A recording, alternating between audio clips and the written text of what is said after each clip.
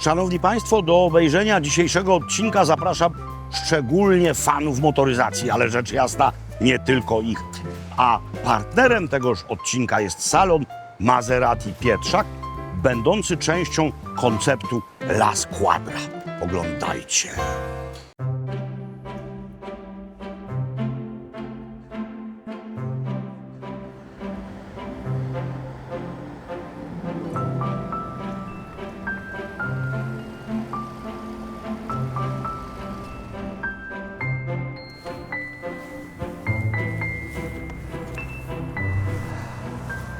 Dzień dobry, szanowni państwo, dzień dobry, ale również buongiorno, bowiem właśnie rozpoczynamy naszą wspaniałą włoską epopeję.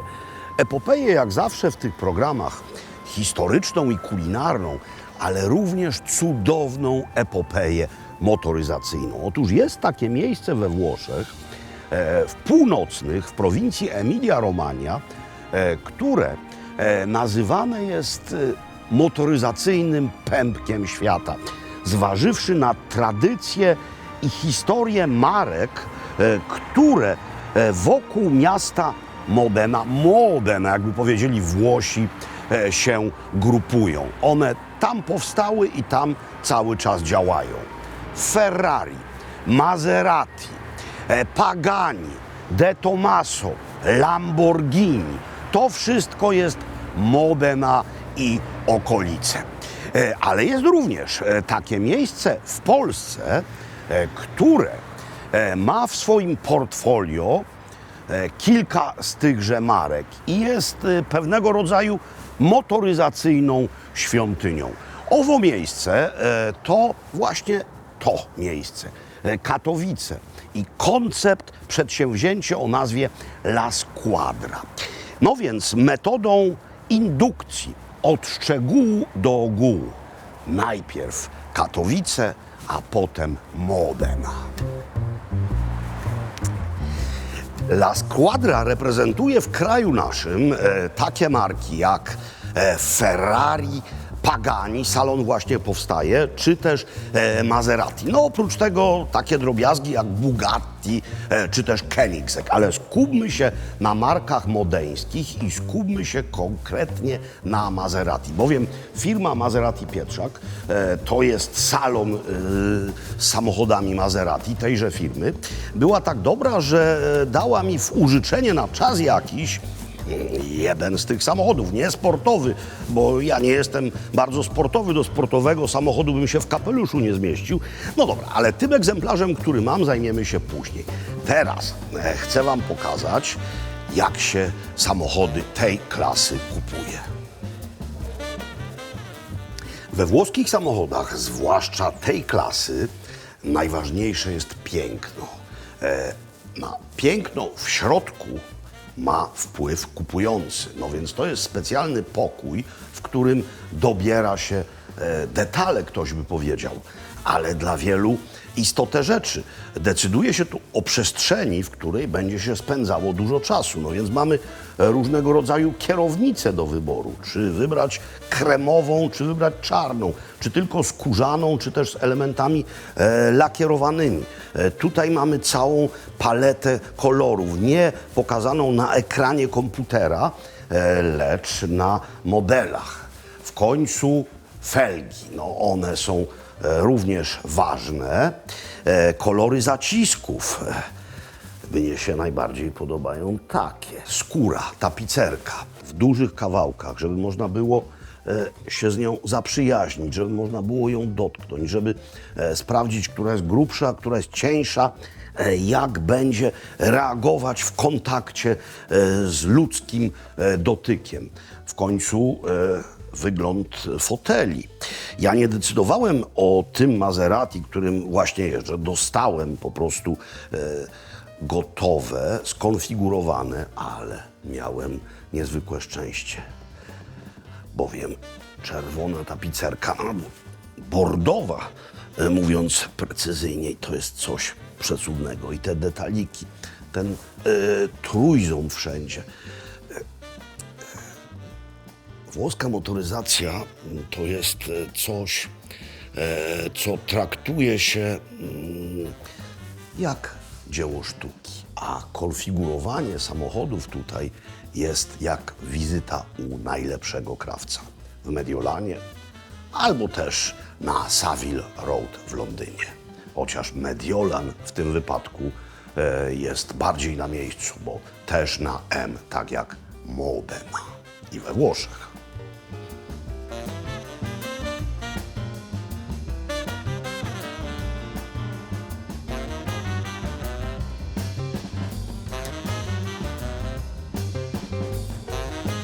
Na miejscu mamy również galerię sztuki motoryzacyjnej, bowiem niektóre samochody to są również dzieła sztuki użytkowej, ale sztuka użytkowa to również sztuka. We Włoszech nawet wyciskacz do cytrusów może być dziełem sztuki. No dobra, Maserati, MC20, silnik V6, 630 koni. Rzecz dla amatorów sportu. To już jest SUV, Levante, również Maserati. Silnik, który za chwilę już w ogóle przejdzie do historii ze względu na downsizingi, normy spalin i elektryfikację. Mianowicie V8, 580 koni. No i coś niezwykłego, co pochodzi z Bawarii, ponieważ jest to BMW, model Isetta, ale mało kto wie, że tak naprawdę to pochodzi z Włoch. Mianowicie BMW zakupiło licencję od włoskiego producenta lodówek ISO na ten pojazd, ponieważ firma produkująca lodówki taki właśnie prototyp opracowała, no i BMW to wypuściło. Postaram się tu wsiąść. W kapeluszu nie dam rady, ale bez kapelusza już tak.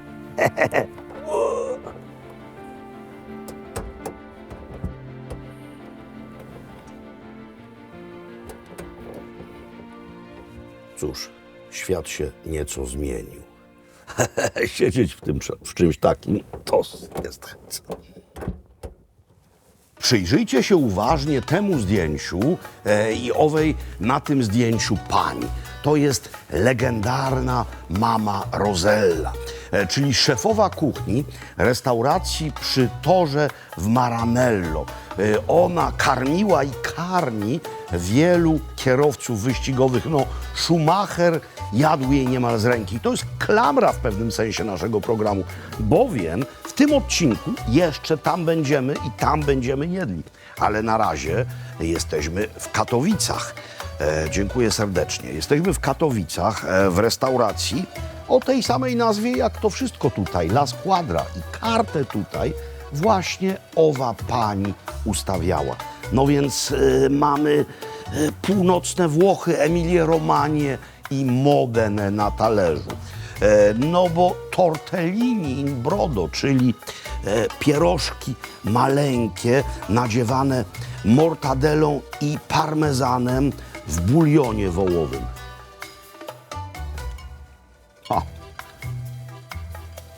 I pasta, a jakże, pasta fresca również, ale w ogóle makaron swoimi kształtami wiodący się z Modeny i okolic.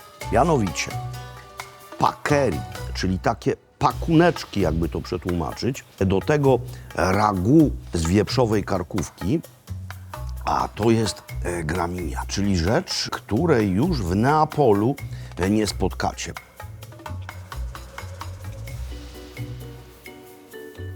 Ugotowane w punkt, doskonałe, kremowe. Ja to już jadłem parę razy. To jest tiramisu. Ja wiem, że tiramisu jest teoretycznie z Wenecji, ale to jest tiramisu w wersji tej pani. Jej autorska propozycja. Moi drodzy, ja wiem, że pewnie niewielu z was jest akurat, jak to się u nas mówi, na kupnie Ferrari czy też Maserati. Ale by tutaj przyjść, wcale nie musicie kupować samochodu. Wystarczy tutaj przyjść, wystarczy tutaj dobrze zjeść. Można to wszystko obejrzeć. Tak, to jest galeria, najlepsza nazwa. Sztuka. I my za chwilę w ową sztukę zanurzymy się w naturalnych dekoracjach.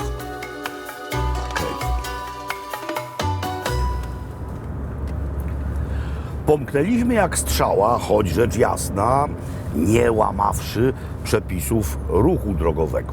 Jesteśmy w Styrii. No, Austrii nam został już niewielki kawałek. Zbliżamy się do Grazu i pojedziemy w stronę Klagenfurtu, a potem Słowenia. Słowenia, w której to zatrzymamy się na noc. Dlaczego?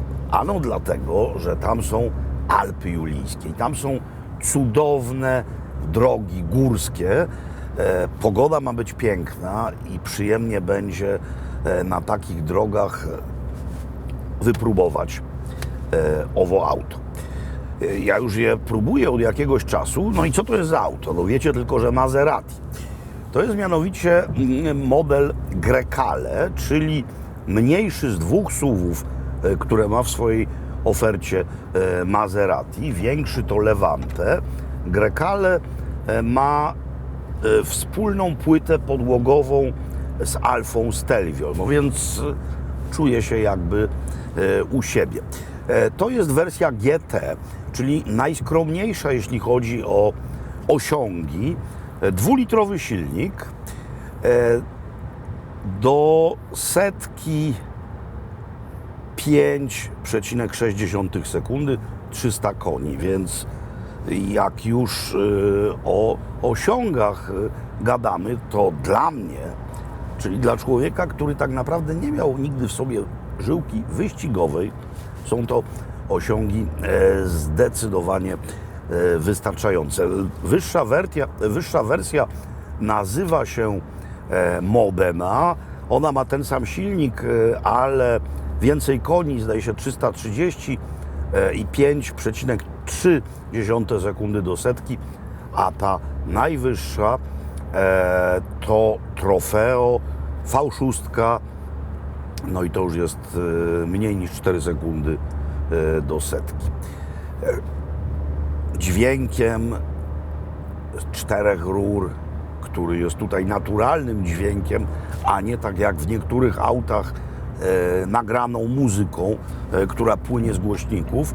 No i w ogóle tym, jak się to auto spisuje w trakcie jazdy, podzielę się z Wami jutro, no bo tu jest autostrada. No, jazda po autostradzie jest straszliwie nudna. No dobra, wyprzedza mnie. Co mnie wyprzedza? No coś mnie wyprzedza, ale ja i tak nie mogę tutaj dać czadu. Co prawda jedziemy wolniej niż 130 dozwolone w Austrii, no ale ja tu nie poszaleję. Dobra, odpuśćmy go. Dobra.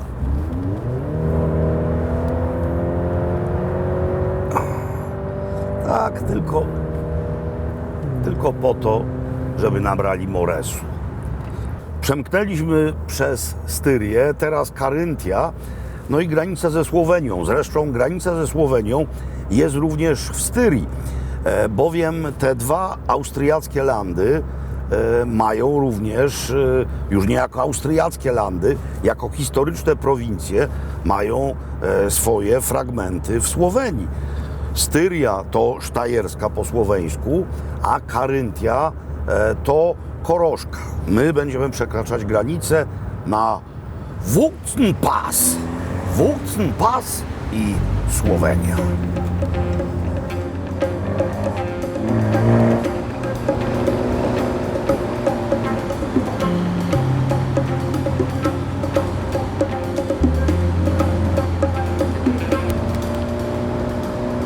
Oto ona, wspaniała górska droga, która w najwyższym miejscu wspina się na wysokość 1600 metrów nad poziom morza, rzecz jasna.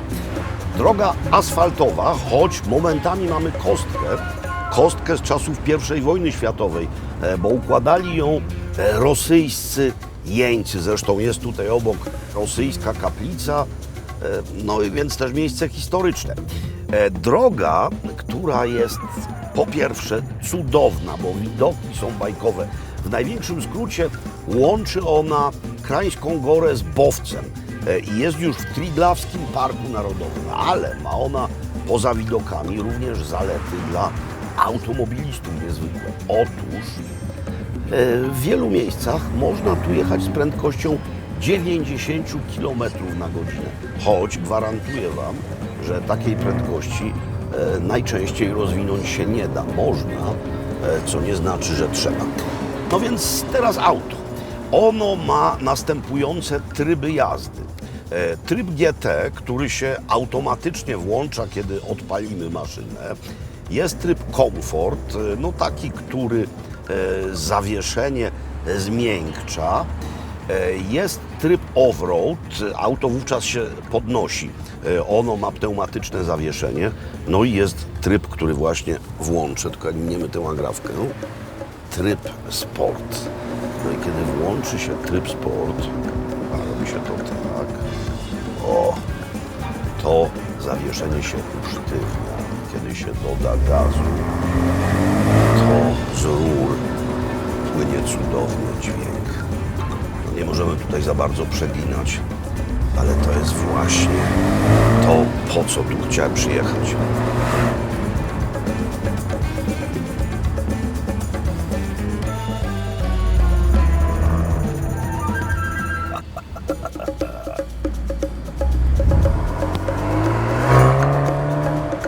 No i samodzielna zmiana biegów. Tu jest skrzynia automatyczna, rzecz jasna, ale taka, która nie ma lewarka, tylko przyciski. No ale są te wspaniałe z Formuły 1 wywodzące się manetki. Tutaj właśnie. Niektórzy narzekają, że one są zbyt duże, ale w Stelvio mam takie same i one nie są plastikowe, one są metalowe. I teraz zobaczcie, przed zakrętem redukcja.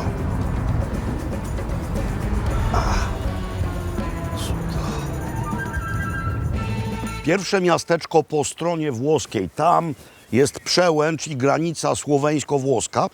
I pierwsza tutaj kawa. Nie znaczy to, że w Słowenii kawa jest niedobra, no ale we Włoszech sami wiecie. Poza tym jest przedpołudnie, dość wczesne. Tam byliśmy na czczo. No przed akcją nie należy się najadać, a teraz już jesteśmy po tej górskiej akcji, no i we Włoszech. Ale pani w barze tu obok powiedziała do mnie bon di, czyli dzień dobry, po ladyńsku. Znaczy, że tutaj mieszkają Ladyni. W ogóle ta ziemia jest niebywała. W tamtą stronę, za tymi górami jest Carnia, czyli z kolei region dzisiejszych Włoch, gdzie mówią taką archaiczną niemczyzną. Trzeba te strony odwiedzać. Ale my już stąd spadamy, gdyż kończę to i jedziemy gdzie? No jak to, sami wiecie. Modena. Nareszcie dotarliśmy, jesteśmy i to jesteśmy od razu w samym sercu miasta, w jego jądrze. To mianowicie Piazza Grande, czyli główny miejski plac, rynek, jakbyśmy po naszemu powiedzieli. Przy tym rynku stoi rzecz, którą podziwiałem wiele razy i zawsze przecierałem oczy ze zdumienia. Chodzi mianowicie o tę świątynię, katedra. Katedra pod podwójnym wezwaniem, mianowicie w niebowzięcia Najświętszej Marii Panny i świętego Geminiona. Święty Geminion to patron miasta. On tutaj leży w środku. Na czym polega niezwykłość tej budowli? Ano, chodzi o to, że zaczęto ją stawiać w XI wieku i jest to styl romański. Styl romański w naszej części świata. No, mamy kościół świętego Andrzeja na przykład w Krakowie i jedno triforium, czyli potrójne romańskie okno. Mamy rotundę Feliksa i Adaukta.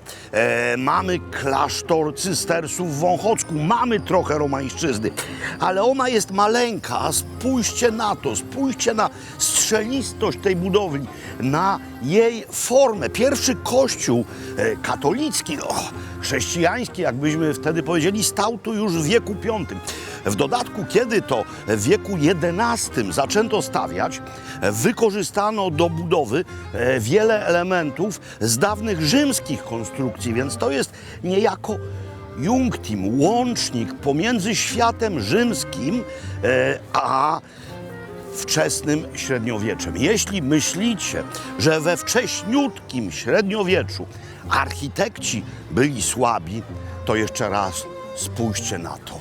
To jest prawdziwe cudo. Ja zawsze jak to widzę, to klękam. Po drugiej stronie katedry mamy mniejszy plac. To Piazza Duomo, czyli plac katedralny. Bardzo charakterystycznym elementem architektonicznego pejzażu wielu północno-włoskich miast są mianowicie takie podcienia. Portici. Pomysł ze średniowiecza. Chodziło o to, by można było robić zakupy, popijać różne rzeczy, chroniąc się przed słońcem, deszczem czy też śniegiem. Pomysł na tyle genialny, że został skopiowany w XX wieku. No na przykład w Turynie Mussolini zrobił całe kilometry takich właśnie podcieni. Przez całe stulecia Modeną rządziła książęca rodzina d'Este. Ta rodzina, ta familia skoligaciła się z Habsburgami. Powstała rodzina Habsburg d'Este. Na przykład następca tronu zastrzelony w Sarajewie, Franciszek Ferdynand, nazywał się Habsburg d'Este. W tym pałacu rodziny d'Este, albo też Habsburg d'Este potem, umieszczono Akademię Wojskową. Jest to najstarsza akademia wojskowa na świecie. Studiowali w niej na przykład Amicis, ten, który napisał Serce. Moje serce prawie pękło, gdy tę niezwykle smutną, ale jakże przejmującą rzecz przeczytałem. Ale studiował tam również człowiek, który chyba niczego nigdy nie napisał, ale zapisał się niekoniecznie pozytywnie w historii świata, mianowicie Muammar Kaddafi. No tak, Libia była włoską kolonią.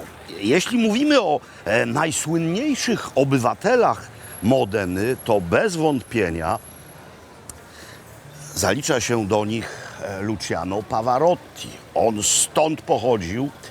Jego dom, no nie w samym centrum, ale w Modenie jest. Tu mamy bar Pavarotti, a w katedrze odbyła się pogrzebowa ceremonia maestra. W barze Pavarotti można się napić wielu rzeczy i nie ma obowiązku zaśpiewania jakiejkolwiek arii przed złożeniem zamówienia. Najstarszy i najsłynniejszy targ miejski, leżący w samym centrum, 100 metrów od Piazza Duomo, to Mercato Albinelli. Kogo widzimy przed wejściem na targ? Widzimy wycieczki szkolne maluchów i to jest niezwykle słuszna koncepcja, ponieważ dzieci od najmłodszych lat powinny obcować z pięknem, również kulinarnym. Przypomniałem sobie podczas tego króciutkiego spacerku, że jednak Kaddafi coś napisał. No napisał zieloną książeczkę, mam ją nawet po polsku, no ale jest to stek takich nonsensów, że nie zaliczam tego do kategorii literatury. A teraz Mercato. Architektura targu to przepiękne art déco. W tym samym stylu zresztą utrzymana jest ta rzeźba i z tych samych czasów pochodzi rzeźba pana Graciosiego, niosąca owoce. Jeśli można coś najkrócej powiedzieć kulinarnie o Emilii Romanii, no to można powiedzieć, że jest to pępek kulinarny świata całego, ponieważ żaden inny region z Włoch i żadna inna część świata nie dała tylu produktów znanych pod każdą szerokością geograficzną. No pokażę tylko kilka. Parmigiano Reggiano, czyli parmezan, robiony w całej Emilii Romanii. Pasta fresca, robiona wszędzie tutaj, ale słynie z niej Bologna. Pasta fresca, czyli świeży makaron jajeczny. Mortadela, Bologna z niej słynie, ale to nie znaczy, że w Modenie jej nie robią.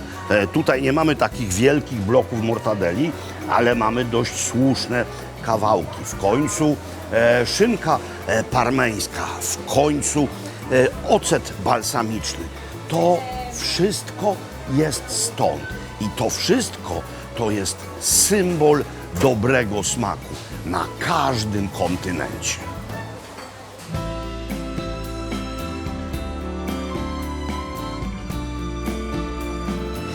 To też Grecale, no taki jak ten chwilowo mój, tylko inny kolor i inna wersja silnikowa Trofeo, czyli ten najmocniejszy.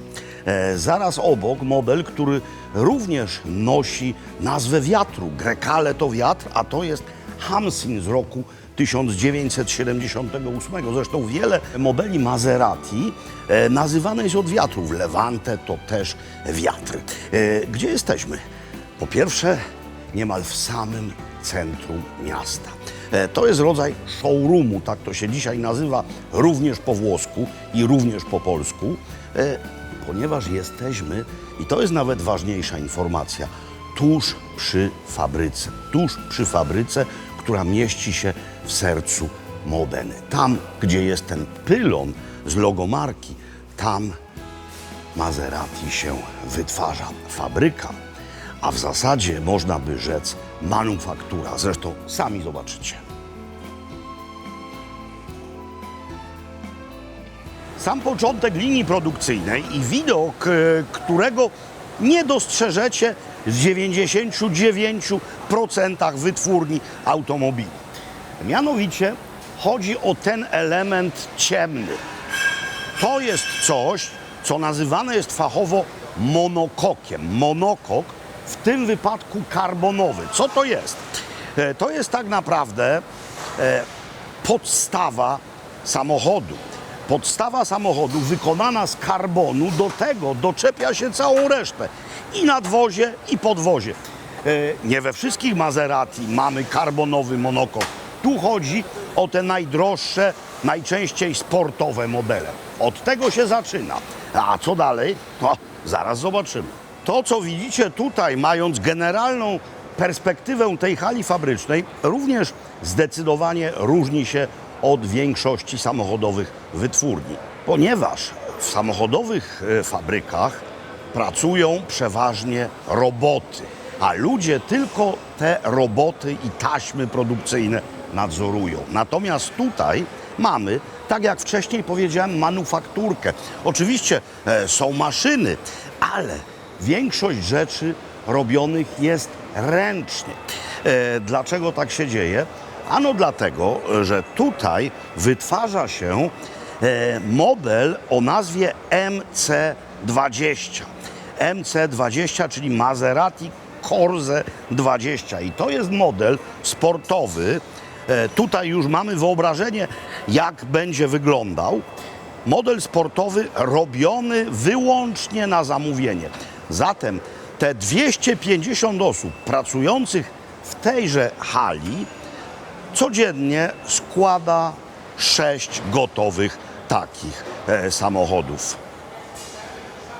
Produkcja ręczna. Tutaj są w użyciu młotki, tutaj są w użyciu narzędzia, których w normalnej, dużej, przemysłowej, motoryzacyjnej fabryce nie uświadczycie. A robot co robi? No to, co wychodzi mu w tym wypadku najlepiej, czyli transportuje częściowo złożony samochód w inne miejsce. 6 MC20 dziennie. Ale ile trwa produkcja takiego samochodu? Widzieliśmy sam jej początek. Tutaj już mamy niemal całkowicie złożony egzemplarz. Otóż te 250 osób, pracując przez 5 dni w tygodniu po 8 godzin, składa coś takiego do postaci gotowej przez 2,5 tygodnia. Mówiłem o tym, że MC20 są robione na zamówienie. Ale muszę uściślić, wszystkie modele Maserati są robione na zamówienie. trzeba wcześniej sobie dobrać tapicerkę, trzeba dobrać detale, felgi, zaciski i tak dalej, zdecydować o wersji benzynowej. Oczywiście można pójść do dealera i tam zdarzają się gotowe do sprzedaży egzemplarze, ale wówczas to dealer zdecydował o tym, jak dany model ma wyglądać, jak ma być wyposażony. To nie jest tutaj tak, że to fabryka robi 10 tysięcy aut w takim kolorze, 10 tysięcy w takim, tyle z takim silnikiem, tyle z takim, taka tapicerka i potem klienci decydują, a auta stoją na placu. Nie. Tutaj wszystko od początku musi być spersonifikowane. Tutaj czynnik ludzki w każdym wypadku, na każdym etapie, zarówno produkcji, jak i potem sprzedaży, jest najważniejszy. Jabłka przed wysłaniem do handlu się woskuje, a samochody się szlifuje i poleruje, ale też do akcji wchodzą tak zwani brakarze, czyli ludzie o bystrym wzroku, którzy doszukują się ewentualnych rysek na tych nieskazitelnych w zamiarze karoseriach. Te tutaj już są nieskazitelne. No ta jest piękna, czy ładny kolor?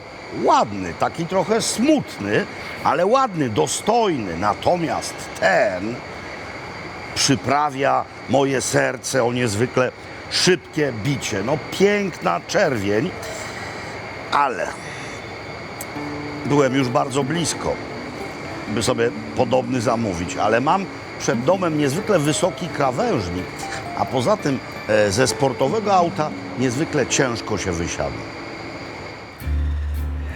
Jesteśmy tuż pod Modeną, zaraz przed miejscowością Maranello. A w tejże miejscowości, dosłownie 5 minut spacerem stąd, mamy słynny tor wyścigowy Fiorano. Tor, na którym swoje bolidy objeżdżają m.in. kierowcy Ferrari. A kierowcy wyścigowi, wszystko jedno z której stajni, poza tym, że jeżdżą bardzo szybko, to robią też inne rzeczy, również te przyjemne, no więc jedzą. Więc przyszliśmy do restauracji o nazwie Montana, Ristorante Montana. To doskonały adres, a w dodatku ulubiony adres owej wyścigowej braci.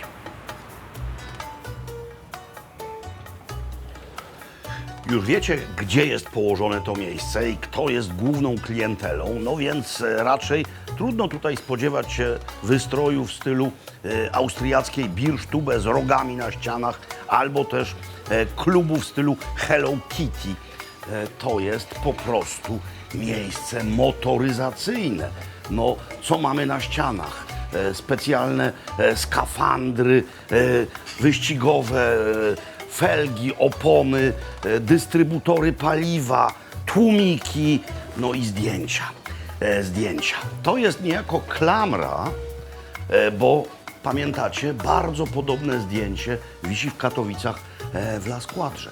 To jest właśnie mama Rossella, a to jest Michael Schumacher, a to są miejscowe smakołyki, które i naszym udziałem za chwilę będą. Ponieważ trójka jest cyfrą szczęśliwą, zatem wziąłem tris di pasta, czyli 3 dania makaronowe w jednym. To jest danie pierwsze, ale głównego, tak zwanego drugiego, mówiąc po naszemu, już nie zjem, ponieważ byłoby to zu viel. Zjem może deser, ale tym już waszej uwagi nie będę zaprzątał. Co tu mamy? No graminia. Coś, co widzieliście też w Katowicach, bo w La Squadrze tamtejszą kuchnię ustawiała mama Rosselli. Ta sama pasta, pomidorowy sos z wnętrzem włoskiej kiełbasy, salsicci. To w Katowicach jest trochę bardziej śmietanowe. To jest za to obok. Tutaj niezwykle śmietanowe, urocze maleństwa, tortellini z farszem mięsnym, wieprzowina i cielęcina. Może nawet trochę mortadelli. Śmietanowy sos. A to jest rosetta, czyli różyczka. Chodzi o to, że tak samo jak w przypadku słynnej tutejszej potrawy mięsnej zwija się makaron, tak jak się zwija cielęcinę i w to wkłada różne rzeczy. Tutaj mamy szynkę i parmezan i to jest delikatnie podbite sosem pomidorowym. Moi drodzy, to miejsce, czyli ten fragment Emilii Romani wokół Modeny nazywany jest Motor Valley. Po angielsku, ale sami Włosi tej nazwy używają, ponieważ to jest najsłynniejsze motoryzacyjne miejsce na świecie. I to miejsce poza motoryzacją ma również wspaniałe miasta, przepiękną historię, dzieła sztuki, cudowną kuchnię i w dodatku jest znacznie bliżej nas niż Silicon Valley, bo ono jest w Kalifornii. Tam motoryzacja też jest na wysokim poziomie, pod warunkiem, że nie trzeba skręcać. A sami wiecie, jak się zakręt po włosku nazywa. Dobra. Po łacinie zresztą tak samo. Wasze zdrowie. Do zobaczenia.